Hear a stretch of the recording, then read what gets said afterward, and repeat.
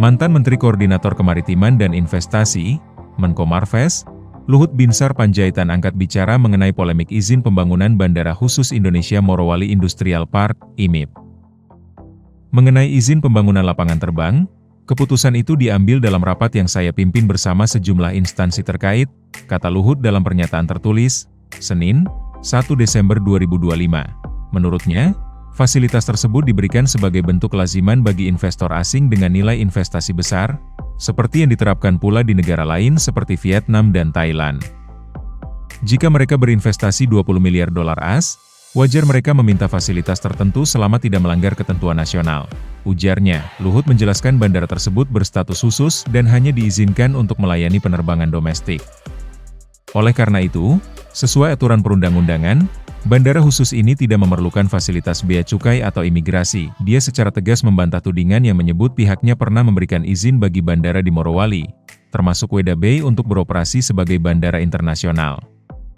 Tidak pernah kami pada saat itu mengizinkan bandara di Morowali atau Weda Bay menjadi bandara internasional, ujarnya. Luhut kemudian mengulas kembali perannya dalam kebijakan investasi nasional.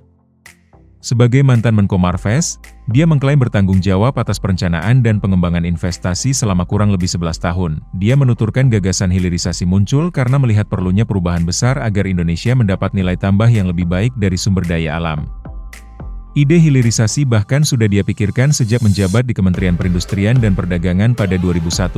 Kemudian, dia menyebut pembangunan kawasan industri Morowali yang dimulai pada era Presiden Susilo Bambang Yudhoyono, SBY, dan diresmikan pada era Presiden Jokowi Widodo sebagai tonggak awal realisasi ide tersebut.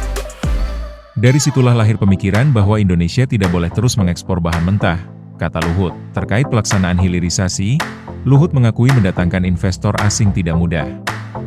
Setelah melakukan studi mengenai kesiapan investasi, pasar, dan teknologi, hanya Cina yang dinilai siap dan mampu memenuhi kebutuhan Indonesia saat itu. Atas seizin Presiden Jokowi, Luhut mengaku telah bertemu langsung dengan Perdana Menteri Li Qiang untuk secara resmi meminta Cina berinvestasi dalam pengembangan industri hilirisasi di tanah air.